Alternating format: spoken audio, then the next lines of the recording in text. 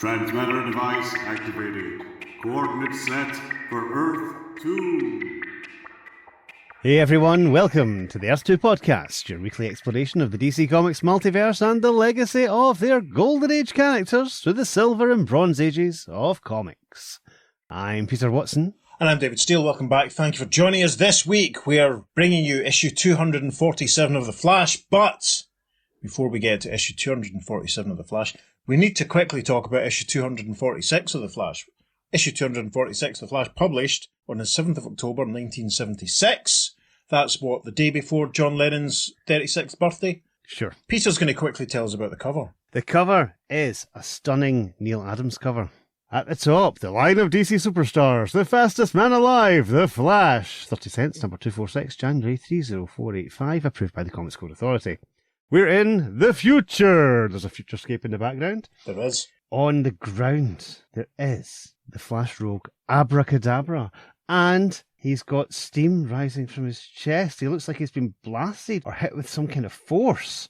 And standing above him is the Flash, who looks absolutely shocked. His right hand looks like it's vibrating with energy. There's like pink smoke coming off it with kind of like white Kirby dots. It's appalling. He looks absolutely aghast. He's looking down at the body of his foe, and he's saying, he made me do it. And there are two hands coming in from the foreground, pointing futuristic guns at him. And these figures are saying, "You're under arrest, Flash." For murder. And looking on are a lot of shocked, they look like trainee members of the Legion of Superheroes from what they're wearing. Yes, they do. Yes, a lot of shocked onlookers. Yes, that's shocked lad and surprised kid and appalled lass. Perplexed damsel. Confused king. Yes. What the heck's going on, witch? Yes, as Pete says, it's a gorgeous Neil Adams cover, homaged on the cover of issue 8 of Cyborg, cover dated April 2016. Oh my goodness. As part of their whole Neil Adams month. So watch out for that on the socials if I haven't posted it already as a tease. Excellent. I should post them side by side so you can have a look at them on the socials this week. Issue 246 is essentially, it's a two-part story, but we didn't, as we're trying to be economical with our time these days, so I have prepared a summary of issue 246 to get us up to speed before we read issue 247. After an incident at a bowling alley and a bowling ball that grows in size the faster it moves, that follows on from events in issue 245 involving a drinking straw that grew in size, Barry Flash Allen goes to his laboratory at police headquarters to try and find out the cause of the weird energy that nullifies the laws of science and is causing all these things to grow and change. Checking his lab at speed for anything that doesn't belong, the Flash finds a small glowing pyramid. He picks it up and suddenly feels very strange before fading out and reappearing in the 64th century.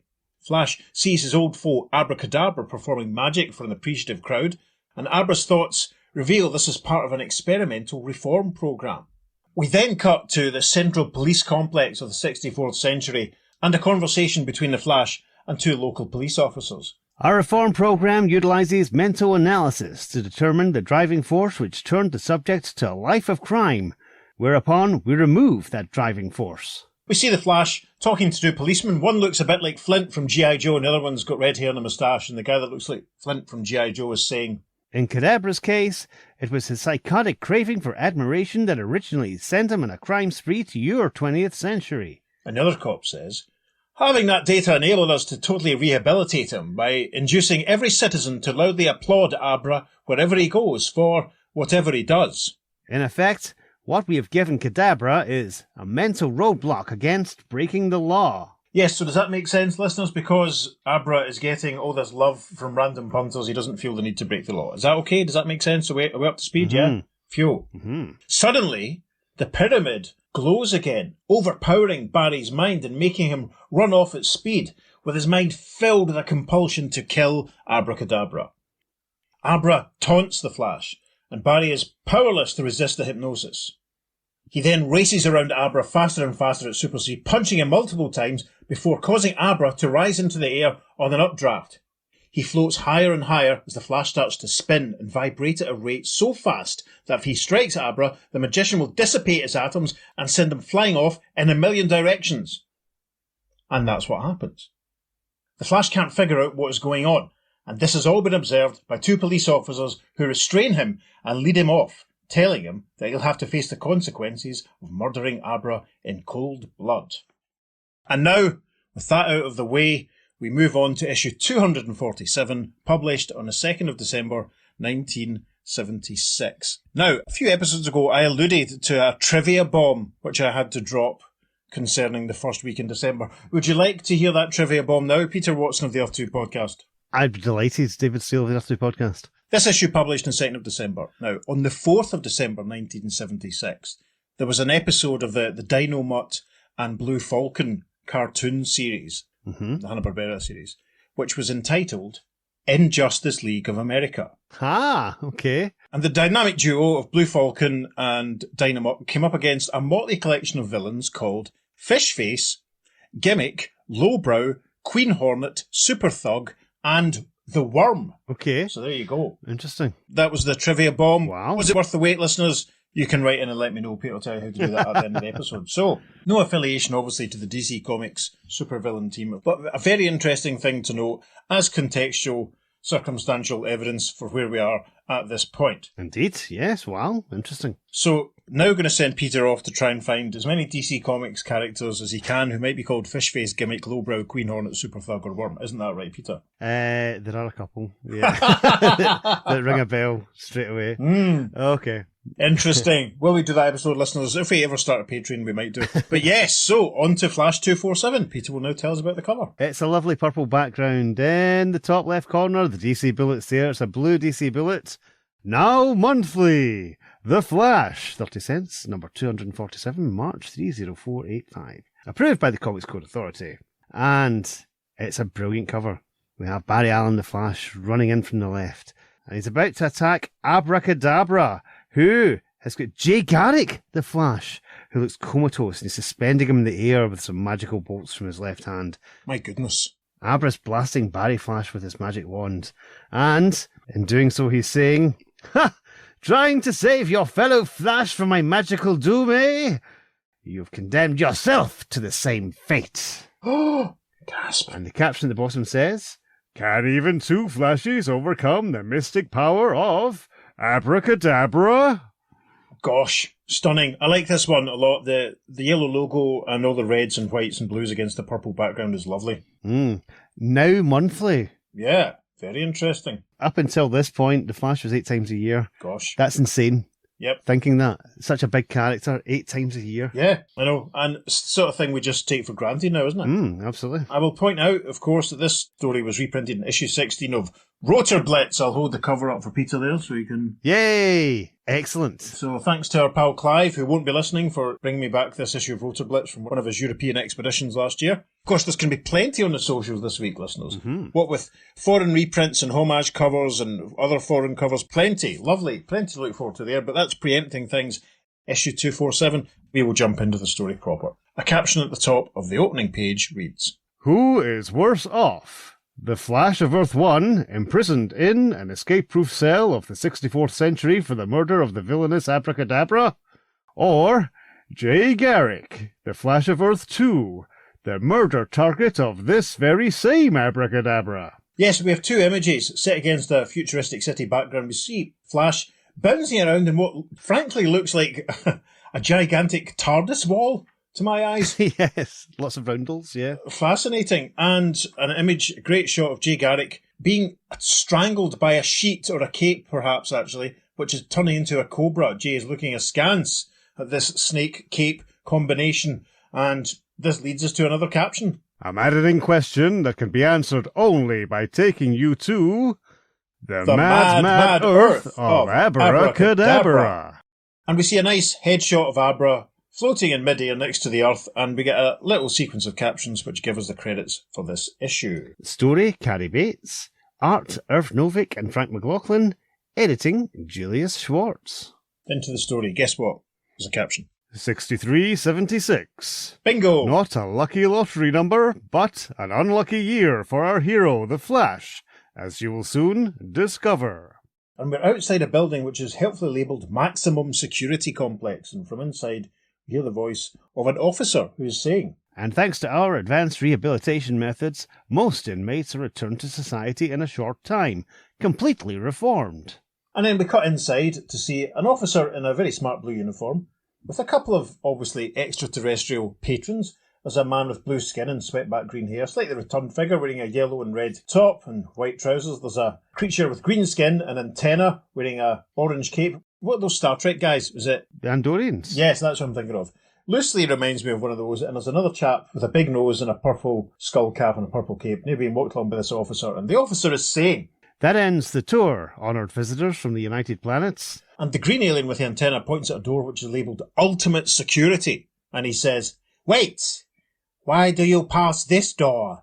Is it not occupied?" And then we see the chap in the purple skull cap and cape with a big nose. He is alive. He says, "We heard a rumour that someone dangerous is confined therein." And then the policeman gets a close-up as he replies, "Not just someone dangerous, but the most dangerous criminal of our time.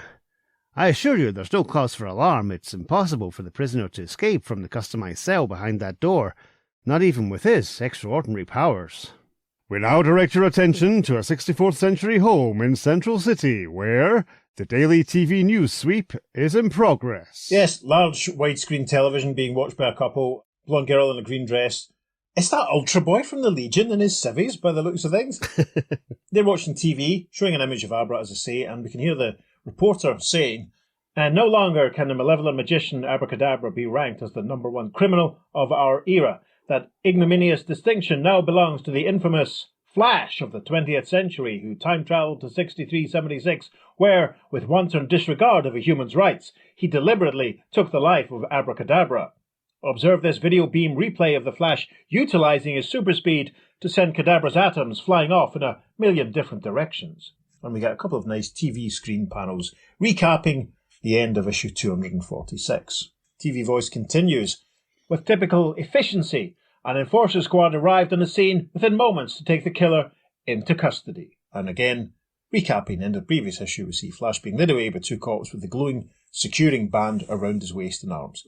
The wife turns to her husband and says, "Darling, what do you think turned a 20th century hero into a 64th century villain?" And the guy that looks like Ultra Boy replies, "Later, sweetheart. I never think when I'm watching the TV news sweep." Gosh, that's an insight into that relationship dynamic, isn't it, viewers? Guess what? There's another caption at the top of the next panel. And back at the prison block. And yes, we are back at the door labelled Ultimate Security, and we hear the thoughts from inside of the prisoner, the Flash. Logically, I can't believe any of this has really happened.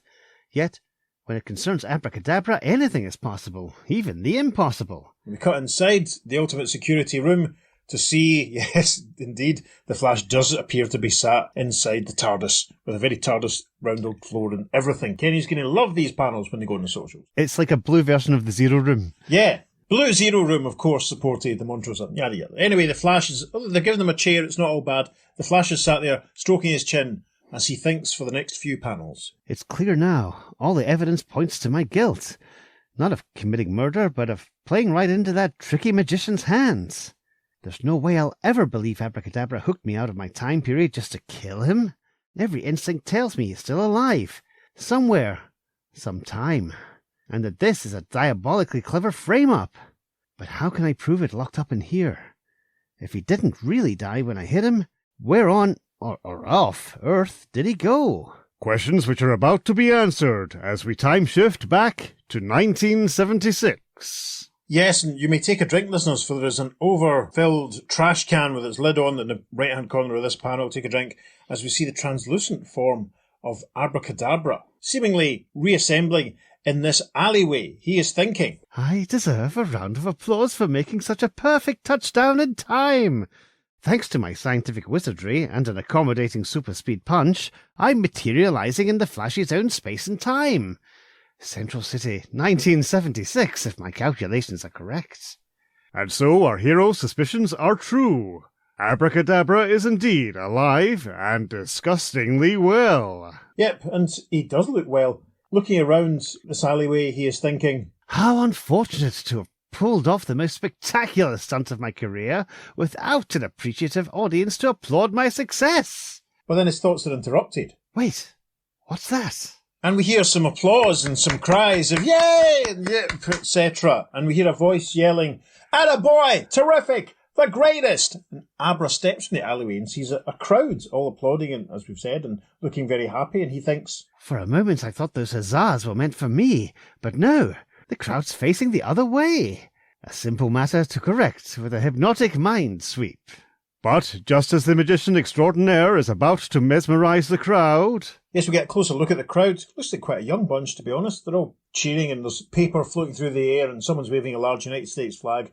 Someone at the front can be seen yelling, "Yay! Flash! The Scarlet Speedster's my favourite superhero of all time! Long live the fastest man alive!" There'll never be another one like him. And Abra strokes his chin like I'm doing now for the benefit of YouTube viewers, takes this all in and thinks, The Flash? Here? In his own time era? I left him thousands of years away, trapped in an escape-proof 64th century prison. What's gone wrong? and there's a slow dissolve. The imprisoned Flash certainly doesn't know anything's gone wrong. How could he? And we see the Flash, our Barry Allen, speeding around his TARDIS-like cell, thinking to himself, Now for breakout try number 35. A direct super-speed assault on the south wall of my cell. but no luck. He bounces straight off the wall violently, vibrating backwards. He thinks, Oof, no go. Doesn't matter what speed stunt I throw at these walls. They instantly vibrate at the same frequency as my own molecules. The result? No way for me to pass through them. and we see Flash nearly on the ground, rubbing the back of his neck as he recovers from that rebound. He continues to think. Floor, ceiling, they've all been treated with these special speed-sensitized discs. It's almost enough to make me give up. But not quite. Another idea just hit me. Number 36. I hope it's a perfect 36. I start off by running in place to build up molecular momentum, then charge toward the wall again. And that's what we see. We see him almost running on a spot and then sprinting forward. And then, But this time, I'm being deflected via a carefully controlled bounce, yes, he seems to bounce deliberately off of the wall, skating along on his backside. which sends me careening into the far wall a fraction of a second later, and then into the ceiling, the floor, bouncing between them so fast I'm hoping one of the walls is a microsecond late in matching my vibrations. Fantastic panel of Barry vibrating and bouncing all round the cell. This will definitely make it to the socials, I feel. Keeps going, and he thinks, Scratch that stroke of brilliance. No matter how fast I ricochet back and forth, the walls keep vibrating ahead of me. and then gradually he slows down and stops and falls to the floor, thinking, Badly bruised. Can't take any more of this wall-to-wall battering. and then, lying flat out on the ground, he can only moan. Meantime, back in the 20th century... Yes, listeners, you can take another drink because the full moon is looming in the background over Yay. a handy mountain top of the looks of things. And we see a crowd all applauding and cheering as they shout, "Hooray for the Flash! Hooray for the Flash! Hooray for the Flash! Hooray for the Flash! Hooray for the Flash!" 3 hours of us saying hooray for the Flash in different voices just to give you enough coverage. And I'll use take 4. That's it. And we see that the Flash they're applauding for, standing on what looks like some kind of ticker tape parade's Rutland Halloween-style float, is the Golden Age Flash, Jay Garrick. Amazing. In an inset panel, Abra spots him and thinks, I know this is the right date, I've confirmed that much, but it's the only thing that's right. It's a thoroughly confused conjurer who parks himself invisibly above the parade spectators. yes, we see him sitting cross-legged and floating invisibly, like Doctor Strange or something, as he thinks, Everyone calls this fellow the Flash, but his costume and features are all wrong. And even though my calculations show I am in Central City, this place is called Keystone City. And then we get some captions next to some illustrations of overlapping Earths and the headshots of Jay Garrick Flash and Barry Allen Flash. As many of you readers already know, Abra Kadabra's escape through time has actually landed him on Earth 2, a near-identical Earth on another vibratory plane, home of Jay Garrick, the original Flash, forerunner to our Flash on Earth 1. But the 64th century magician knows nothing of this Earth and its counterpart Scarlet Speedster, which clearly explains his own confusion. Yes, isn't it nice to see this multiple Earth image Yay. again? We haven't had too many of them as the crow flies at this point, Not recently, no. but it's nice to see. Invisible Abra is still thinking. This could be a trick on the Flash's part, but to find out I have to establish whether he is indeed the Flash. And as the hero of the day thinks happy thoughts... Yes, got a nice close-up overhead shot of Jay standing up on the big platform, and he's thinking to himself, nice of these citizens to set up this parade in my honour, as long as it doesn't make me late for Joni's pot roast tonight. And then he hears something. Someone from the crowd yells, Hey! What's happened to the marching band? Eh? Thinks Jay as he spins his head round. The crowd voices continue. All of a sudden they disappeared into thin air. And in their place appeared these strange-looking characters. They're all alike. Yes, we don't actually see the marching band in advance, but what we now see is a band made up of 5 identical Abras. One on the trombone, one on a flute, one on a trumpet, one on a big bass drum, one on a tuba, and God knows what that's going to sound like. The Flash jumps down from the platform, thinking to himself, say, I know that face. Barry Flash has shown me pictures of this character in his Rogues Gallery. But what is Abra Kadabra doing here on this Earth? And then we get a nice shot of the different Abras playing instruments, and they all follow a little succession of thoughts. The Flash I know appreciates good music. So let's see what happens when I throw a few notes his way. Yes, and we see some giant cartoon pink musical notes, and actually some black musical notes as well, floating out the instruments and towards Jay, who pulls himself up, thinking, jumping catfish! Giant musical notes materialising in my path! If Abra is as tricky as I've heard, I'd better be wary of anything he throws at me. And as the Flash sets up a blurring defence... Yes, he starts spinning and vibrating so that the notes bounce off him and break. Abra, holding what looks like his cape in his hand, moves closer, saying, Perfect! I was counting on you doing your spinning in place routine to ward off my notes, because your momentum will be more than enough to get yourself wrapped up in my long flowing cape. And Abra releases his cape, which immediately drifts towards Jay and wraps itself around him. We see that Jay is then completely covered, smothered by the cape as he thinks, his cape, binding me tight, can't breathe, suffocating. Could this be the end of the Flash known as Jay Garrick? Will he ever get to taste that pot roast his wife Joan has waiting at home? Both questions will have to remain unanswered for the time being. The time being the 64th century, again, where we join the Flash known as Barry Allen. Yes, and flipping over the page there, we pass that beautiful Dinky Toys advert with the Enterprise and all the Jerry Anderson vehicles we talked about last time. Mm-hmm. Back in the TARDIS wall-styled prison cell with the Flash, our Flash Barry, who still sat on the ground rubbing his head and thinking, Just about have run out of energy and ideas on how to break out of this cell. My trial comes up tomorrow, and considering all the eyewitnesses, my computerized jury will surely find me guilty. He looks at his chair. Hold it! My ticket out of this place has been staring me in the face all along. This chair! It's the only other object in this cell besides me. And though my captors made sure there were discs under it, this is still their one mistake. With a bit of effort, he lifts the chair up from the floor. Once again, the fastest man on Earth sets out on a running charge toward the seemingly impenetrable wall. But this time... Barry thinks, I've started the chair vibrating at one frequency, while I vibrate at another. Thus the wall now matches the chair's vibrations instead of mine, granting me the split instant I need for my molecules to slip through. And that's what he's done. The genius, he's thrown the chair in advance. It's at a certain speed. It hits with the wall vibrates to repel it, and while the wall adjusts, Barry phases right through, and we see him crackling through to the outside of the building. Fantastic. Before he can get too far, though, a voice yells, Fugitive! Stock still! And Flash pulls himself up, thinking, Hey, I've only been out a second, and already a pair of robot prison guards have caught up to me. Yes, robot prison guards, they're very sleek. They don't have legs, instead they have a sort of wheel at the bottom, but they do have arms and sort of heads at the top. They've each grabbed the Flash by an arm, with the second one saying, Return to your cell peaceably. Avoid violence or be subdued.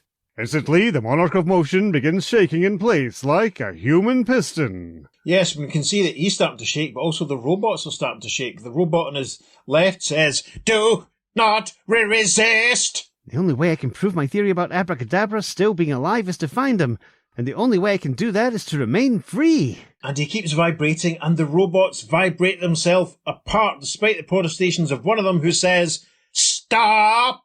And then they just collapse in a pile of nuts and bolts and robot parts. And without even looking back at them, Flash runs off thinking. Since Abra's convinced everyone in the 64th century that he's dead, he won't dare show his face here. One thing I can be sure of, wherever that conceited ham is, he's arranged to have some kind of audience. And we see Flash running off, and there's a nice aerial shot of super-futuristic Central City of the 64th century. A caption reads, Some kind of audience is right, Flash. A captive audience, to be precise. Your Flash counterpart on Earth 2. Yes, and we cut to Earth 2, and we see that Abra is standing, gesturing with his wand, and J Flash is lying flat out, horizontal, hovering about 3 feet off the ground in front of him. Abra is saying, I'm asking you again, old foe. How did you escape from prison in the far future? Why did you go to the trouble of changing your face and costume, not to mention Central City? Come, Flash. My paralysis spell prevents you from vibrating a molecule, but not from talking.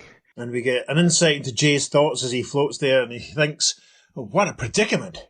Here I am, nearly suffocated, now helpless at the mercy of a foe who doesn't know he has the wrong Flash. But if I play it smart, Abra's mistake can provide me with some illuminating answers. And then Jay says out loud, Okay, Abra, I should have known my disguise wouldn't fool you, but I'm surprised you haven't been able to figure out how I escaped from the far future. I'll give you a hint.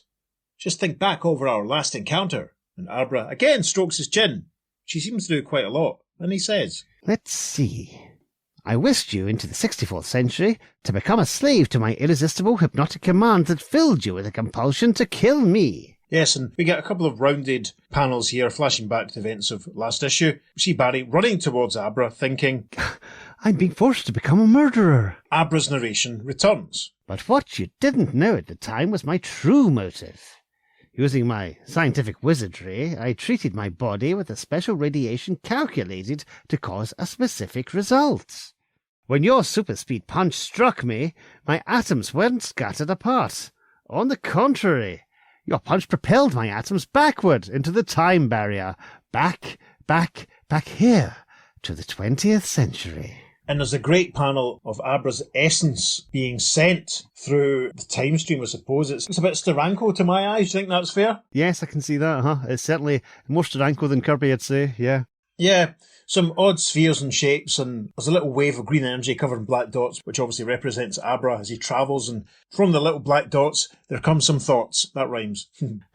A plan of sheer genius.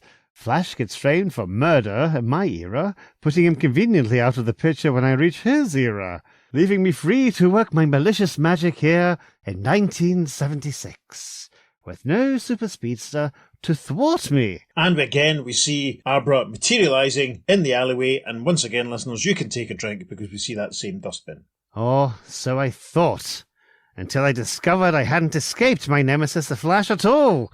I had only rejoined him.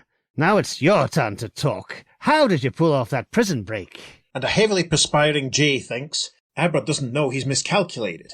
That Flash's super speed punch actually sent his atoms hurtling across the dimensional gulf into Earth 2. Talk, speedster! This was all a sneaky plan to disorientate me, right? You were hoping to confuse me, to drive me insane with all those unfamiliar surroundings, correct? Come on! Admit it! Or else! And Abra gestures with his wand. There is an amazing zap sound effect and a burst of golden energy, and Jay appears to have gone. A caption reads, What's happened here? A Flash suddenly reduced to nothingness? For the moment, put your curiosity on hold, reader, as we rejoin our own Flash, on the run in the 64th century. We see Barry speeding along, thinking, I figured out there's only one way I can learn what happened to Abra Kadabra, and that's to make history repeat itself. And we see that Barry is kind of paused in his running, and one of the police security robots that we saw earlier on is standing in front of him. Barry's thoughts continue. That's why I hastily reconstructed one of those robot prison cars to serve as a stand-in for Abra. Now all that remains is for me to go through the exact super-speed motions I executed during our battle, but with one difference. We see Barry rushing towards the security robot, circling it on the ground, causing the updraft which sends it flying up into the air, and then it starts to fall down towards him as two policemen arrive on the scene. The first one yells, There he is! We found the fugitive! They start rushing forward. The second policeman says, Stock still, Flash, or we'll fire. And just as he says that, The falling robot collides with the spinning Flash's fist, making it, to our eyes, shatter as Flash thinks, There goes the robot. Its atoms fading away just like Abra's. But this time, I'm fading away with it. Wherever the robot goes, I go. And just as Barry starts to fade out, one of the policemen fires on him, saying, Great Solaris! He's vanishing! Now I hope this gun blast, this burst of blue energy, doesn't cause any trouble. But over the page, oh, brilliant, we get another Steranko-like shot of two sets of green and black atoms hurtling through the weird void filled with all the weird spheres and circles and shapes. And Barry Flash's atoms are thinking. So, this is where Abra went after his death. I seem to be following a path into the past, and I have a feeling my destination will turn out to be a familiar year. But unlike the white-caped magician, the Flash isn't fooled by the unfamiliarity of his surroundings. Yes, great panel. I'm loving this. We see the robot and Barry Flash materialising in that same alleyway, which means, yes, listeners, you can take another drink because we get another shot of that garbage can. Outstanding. As he fades in, Barry Flash is thinking, Good gosh, I expected to arrive in my own time, 1976, but not here. This isn't Central City, it's Keystone City, home of the Jay Garrick Flash. I'm on Earth 2. And over the next couple of panels, Barry Flash speeds around the heart of Keystone City as he thinks to himself, This could turn out to be very interesting. Unless I'm mistaken, Abra Kadabra knows nothing about this parallel Earth and my Flash counterpart. Odds are he and my pal Jay have crossed paths by now, somewhere in the Keystone City area. All I can do is launch a methodical superspeed search until I join the party. And we leave Barry with a beautiful aerial shot of Keystone, gorgeous as a caption reads. Remember this scene, reader?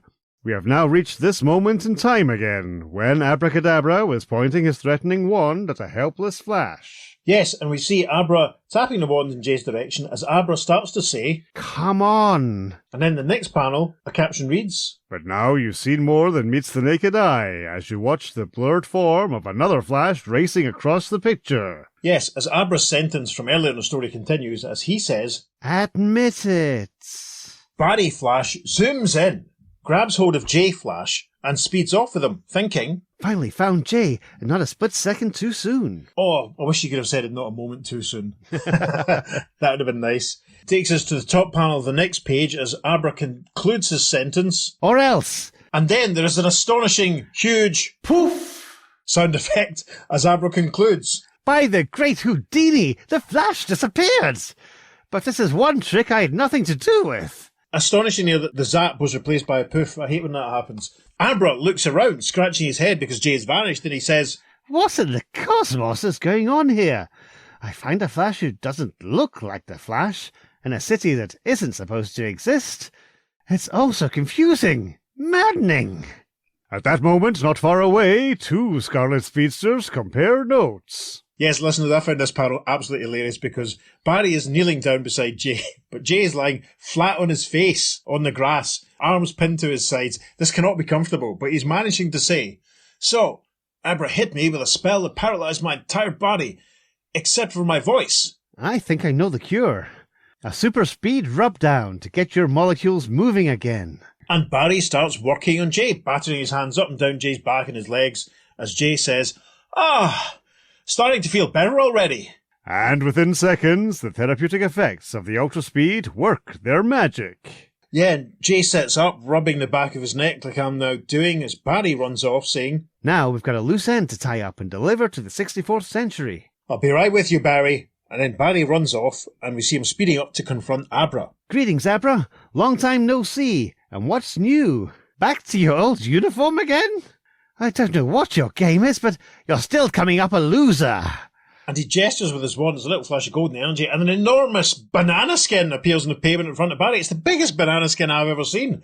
Barry thinks, Yipe! Forming a giant banana peel with his wand. Barry obviously fails to avoid it because the next panel we see him flying through the air as Abra says, At your speed, Flash, a slip-up like this can be disastrous, especially when I hit you with my follow-up trick. But before Kadabra can wield his magic wand, we see Barry flying through the air at speed, but another hand appears, grabs him by the wrist, pulling him down to the ground as Barry whispers, Just in time. A helping hand. Abra can't stand it. He can't believe it. He's saying, No! Is this too much to accept? It must be an illusion! Because we see both Barry and J Flash running together side by side towards Abra. Abra yells, 2 flashes? Have I lost my mind? Barry Flash says. I think I figured it out, Flash. What's that, Flash? Replies Jay, as Barry says, The radiation that combined with my super speed punch to send Abra back through time must still be active. which means... Some of it rubbed off on me. Otherwise, I never would have been able to punch myself and the robot back through time. And what appears to be happening here is that Barry and Jay are using their super speed to throw up some sand from the ground and disorientate poor Abra, knocking him over, who can only really exclaim... Top of the next page, both Flashes are running together in tandem, causing an updraft again to send poor Abra up into the air, as J Flash says. I get your point. If the radiation is that potent, Kadabra still must be full of it. Couldn't have put it better myself, Flash. And as Abra starts to plummet to the ground, we see both Flashes standing, spinning their axis, great speed, arms outstretched, as Barry says, So all we have to do is hit AK with the same force I used before, but with a counter vibration. And his atoms will be sent hurtling into Earth 1's future, back where they belong. As the saying goes on both Earths, good riddance, says Jay, as with a colossal Kapow! both Flashes strike Abra at the same spot and he vanishes. There is a slow dissolve. That's night in the Keystone City home of Jay Garrick. Pot roast is enjoyed by all. Yes, this all looks very homely. Joan has prepared a lovely evening meal. Both Flashes still sat in full uniform, sat round the table. Plenty of vegetables, I see, that's good. They're all tucking in as Joan says, Poor Abra. Wonder what happened to him after he materialised in his own time again. And Barry says, Joni, he must have turned out to be the most confused dead man in the 64th century. And after a slow dissolve, there's a caption, with an old-style Carmine pointing hand on it that reads, Let's check that out, Flash. And we cut back to the Central Security Complex, and we hear Abra's protestations as he says, Don't you get it? It wasn't the same Flash I saw, but 2 different Flashes pretending to be one and the same, even though they were different. Just as the whole Earth was different, but really the same. It was all a trick on Flash's part to drive me insane, don't you see? And the police officer at the desk replies, Yes, and it worked. You're a loon goon. Now, stop repeating your tale of woe or I'll go out of my mind. And a small caption reads, End. Next issue on sale the first week in January. That was lovely. That felt like a great Silver Age throwback, didn't it? It's phenomenal. It was one of the reasons why I love Carrie Bates and The Flash. They are my favourite comics. That's why that version of The Flash is my favourite hero of all of comics. These stories are so inventive, so fun, so twisty-turny. The villains are just wonderfully ridiculous. Yeah, it's just great concepts. I mean, Abra being thrown back into the past as he planned, but oops, Earth 2? What? And he's absolutely baffled by it. So the 64th century, they don't know about parallel worlds. They've forgotten. That's gone. Well, the knowledge of them is obviously not widely known. I mean, it's one of these things you sort of have to wonder, like, is it just the superheroes that know about this stuff when this sort of stuff is happening? You know? Well, in the JLA GSA Anti-Masterman story, remember they had people bouncing between the 2 parallel worlds? Yeah, this is true. So it is something that, is sort of probably kind of known. Yeah, and of course we've had the freedom fighters hopping about between universities and stuff. Yep, that's right. They were announced as being from a parallel Earth, of course, yeah. Exactly. I mean, it's interesting to think that Kadabra has no knowledge of this when, he is obviously from the future. He's going to know Barry's history to an extent. Yeah. So he must have known about his various encounters with the other Flash and all the adventures that he had in Earth-1 with the other Flash. So it's very surprising. You would think, yeah. I don't know, if you think about it too much, the whole point of the story kind of falls apart, because for me the best bits were Abra figuring out or trying to figure out what was going on. Yeah. I mean, it's possible he just might be so self-obsessed that he's just not aware of it. He is, completely, yeah, that's exactly it. Yeah, it's not too big a stretch, but it's the scene of him sort of arriving in the alleyway and then hearing everyone applaud for the Flash and seeing Jay and then saying to him, why have you changed your face? Why have you changed your costume? Yeah. That was brilliant. Being instantly confused and jealous, it's like, what? Yeah, because, I mean, we know what's going on. We know it's Jay Garrick, but the whole thing is at this point, Abra doesn't know what's going on, so the delight is in the fact that we know, but Abra doesn't. That was just joyous, because he's trying to figure out, and he thinks he's going mad. It was great fun. Brilliant. Yeah, absolutely. I must admit, I loved Irv Novic's art in this. I know you're not a massive fan, but I think for this storytelling, it's just wonderful. It tells it perfectly. No, I have no complaints at all. There were moments where his renderings were very Carmine. Yeah. and it looked like it was maybe from round about issue 160 or something. It looked lovely. I have no complaints.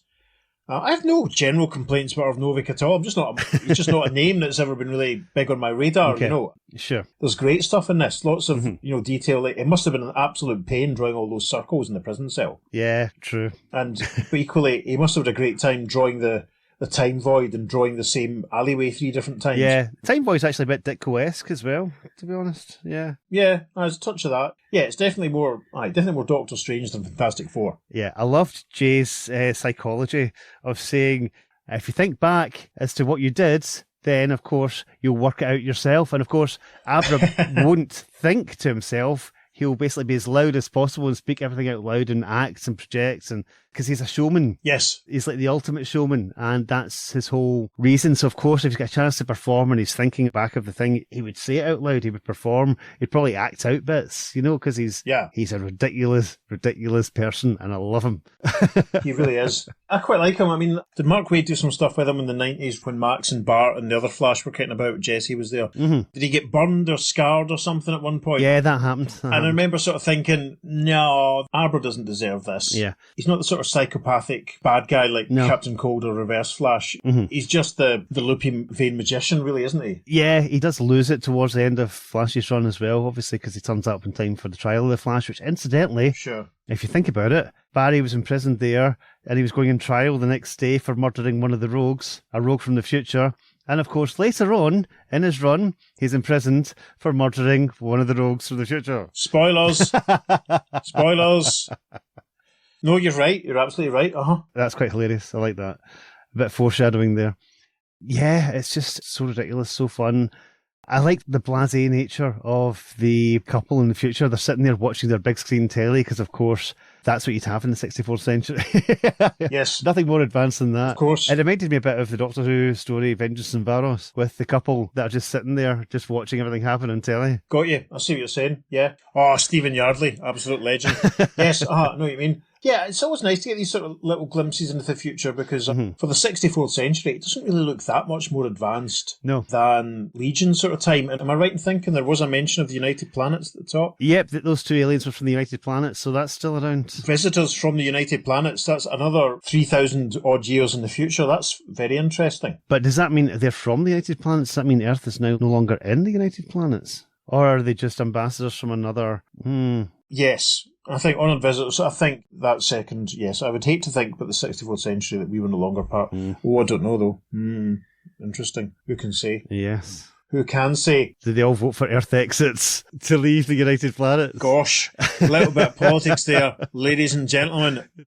As we record at the moment, all the stuff with Andy Burnham's going on, so by the time we release, let's see if there's been any real great progress in that. It'd be nice if this came out after the by-election, but it probably won't. Anyway, no, it was good. It felt quite traditional and quite Silver Agey, the way that Barry kind of rescued Jay, and we saw something happening, and then it got explained, because that happened, I think, one of the other Flash issues that we did not too long ago, when we saw something happening, and then there was a flashback to explain how the Flash had worked it out by super speed. Yeah. So I quite enjoyed that. It was a lot of fun. I mean, things are going to start getting heavier for Barry over the next couple of years, so it's nice at this point there's still some fun sci-fi Silver Age goodness happening for him. Yep, all changes when Ross Andrew becomes editor.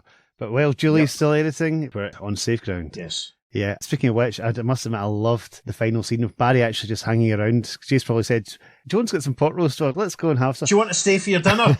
Yeah. That's it. Do you want to stay for your tea? Yeah, sure, okay. I'll just send Iris a text and tell her I'm going to be late. The way they're both still sitting there, both wearing their costumes, except Jace gets his helmet off and Barry's got his mask down. It's just relaxed, but obviously still in their business suits, for lack of a better expression. It makes me think that Joan maybe already had the dinner on and was getting it ready, and Barry and Jay arrived just in perfect time. They managed to sync up. Barry not being late for dinner for once. Yeah, no, it's funny. Yeah. Part of that is just one of the reasons why I love Flash. You didn't really have the angsty stuff. You just had really good, fun stories, especially with Carrie Bates, usually with a twist or an interesting angle, something that you weren't really expecting. Yeah. The rogues are all ridiculous. Yeah. Abra's amazing. It's just so much fun. Yeah. And it absolutely is. It's a joy to read. And listeners, I hope you enjoyed our performance, because it's a ton of fun to perform. Yes. And for once, I didn't have to do quite as much of the talking because I gave Peter the lead superhero and the lead villain role, so that was good. Yay! After we recorded 2 issues of Freedom Fighters this morning, I was quite happy to give my throat a bit of a rest. So, shall we now jump to the contemporary correspondence? Let's do so. Let's jump to Flashgrams in issue 251. And the first letter goes like this. Dear Editor, now Flash 247 is a kind of comic that does wonders for a distraught comic fan's heart. The story was superbly executed, the art was flawless, and even the editing was well done, was it? If that's not enough, I even loved the colouring. But why did I like the mad, mad world of Abra Kadabra? For one thing, it was devoid of the overused rogues gallery. Sure, Abra Kadabra is classified as a member, but he never appears with Captain Cold, Mirror Master and company, and he's been gone for so long, his appearance was quite a treat. Also, the guest appearance of Jay Garrick was a welcome surprise. Not spoiled by the cover, I hope. Carrie Bates used J-Flash perfectly, playing down his superheroics and instead concentrating on his personality. The Jay Garrick I grew up with is this seasoned veteran who likes to see action, but not at the expense of his family life and getting to dinner on time. The high point, however, was Flash's escape from the 64th century jail. Carrie originated a great mode of escape, and my eyes glistened as I watched it. Gosh, I guess I've been wrong. I once urged you to change the Flash, playing down the costumed crooks. However, the past 2 issues have been so good that I do not feel abashed in changing my tune. Keep up this kind of work, and I'll love anything you do. And that's from Dave Blanchard, Rockford, Illinois, 61109. Editorial response. Since you're singing your praises of our villains' epics, how do you like the Golden Glider, Dave? Says Bob Rozakis. She was obviously introduced in issue 250. Next letter says, Dear Editor, the Flash is once again going through some changes. Since Green Lantern is back in his own magazine, the Scarlet Speedster has his pages all to himself again. And more importantly, the magazine is now a monthly at long last. But the most important change is Carrie Bates' decision to incorporate continuity and subplots into the stories. And Carrie's approach doesn't leave you feeling cheated when the issue runs out of story. Each issue features a story that stands on its own, with a subplot teaser throwing in, which will be taken up in the next issue. Then that subplot becomes the major topic, and a new subplot evolves for the following adventure. To sum up, the mad, mad world of Abra Kadabra was clearly one of the best Flash stories ever written. Gosh. Keep it up, says Bruce Spicer from New Orleans. Editorial response, you sum up that it was the best, but our next 2 correspondents have reached the same conclusion and broken down the reasons. The next letter says, Dear Editor, I liked the mad, mad earth of Abra Kadabra for a number of reasons, of which I will name 5. 1. Abra's resurrection proves that you're not planning to add him to the list of deceased villains along with the top. 2. We get to see the Flash of Earth 2. Number 3. Each of the Flashes sees equal action and gets equal billing. Number 4. The Flash is now a monthly magazine. Number 5. You have combined the best writer, artists and editor to make a classic issue. And that heartfelt praise comes from Steve Fink, Lincoln, N.E. Where's N.E.? Nebraska? Oh, right, probably. Yep, it's the state capital. Ah, Lincoln, Nebraska. That's a line from a song. Oh, God. Dive Bomb by Number One Cup. Anyway, right. The next letter. I've been sitting here trying to figure out why I enjoyed Flash 247 so much, and I finally come up with the answers. Number 1. It was a light story in the typical Flash manner, yet there was an air of seriousness running through it. Flash stories are usually kind of corny, and I enjoyed this change of pace. Number 2. The extra clever way Flash escaped from his 64th century cell was a delight. And number 3. The above-average art by Irv Novick and Frank McLaughlin left me feeling satisfied. Let me just say, do it again. And that's from Jeff Albrecht from Valparaiso, Indiana. Editor responds very briefly, says, We're trying, Jeff. We're always trying. And the next letter is headed, Answers in a Flash Department. Dear Editor, I have a bet with a friend that Dick Giordano did the cover of number 247. He says it was Jim Aparo. Who wins? And that's from Mike White, Mackinac, Illinois. Steve, have you been to Mackinac? I don't know if you have. That rings a bell vaguely. Anyway, editorial response. Neither of you. It was a Rich Buckler, Frank McLaughlin collaboration. Gosh, quite a lot of Rich Buckler at the moment. This is good. Yeah, he's all over the covers. Yeah. The final letter says, Dear Editor, now that Flash is a monthly, will there be any changes to the writer-artist departments? Asks Mike Bates from Pontiac, Missouri. Mike Bates, huh? You sure you aren't really Carrie, making sure your scripting assignment is still intact? Seriously though, Carvey and Irv will be with us as long as they can meet deadlines. Frank McLaughlin will be here when time and schedule permits, which explains why Vince Coletta and Joe Giella have filled the anchor spot these past 2 issues, and that's from Bob Rozakis, and that concludes the contemporary correspondence with reference to issue 247. Doesn't it, Peter? It most certainly does. Listeners, what did you think of issue 247 of The Flash? We loved it. It was great fun. We did, yes. I'm delighted to have read it after all this time. You can write to us and let us know your thoughts at the Earth2podcast@gmail.com. Make sure you follow us on social media because we're putting up lovely bonus material for this and, of course, every episode. Plenty this week, folks. Plenty to wrap your eyes around. Looking forward to it. Yes, so check out the Earth 2 Podcast on Facebook, Instagram and Blue Sky, and podcast_Earth2 on Twitter. And, of course, it's the number 2 for all of our socials. It certainly is. If you're enjoying what we're doing, please consider sharing the love, telling your friends and fellow comic book pals, or going to wherever it is you receive your podcasts and leaving us a positive review, or even consider going to our coffee page and buying Peter the price of a beverage, as he has the unenviable task of editing. Actually, the enviable task, because we quite enjoyed recording this one, of editing this here chat on Flash number 247. What's happening next week? I can't remember. We have to go and talk about that. Isn't that right, Peter? We most certainly shall. On that bombshell, I've been Peter. And I've been David. Take care, folks. See you soon on the Earth 2 Podcast. Transmatter Cube activated. Return coordinates set for Earth Prime. Who is worse off? The Flash of Earth 1, imprisoned in an escape-proof cell on... The Flash of Earth 1, imprisoned in an escape-proof cell of the... Wow, okay, cool. Deep breaths, dear. Off to a flying stop. But what we now see is a band made up of 5 different... Try that again. Of 5... I'm about to say... I'm saying 5 different. What I meant to say, obviously, is 5 identical. There's quite a difference between those 2 words, David.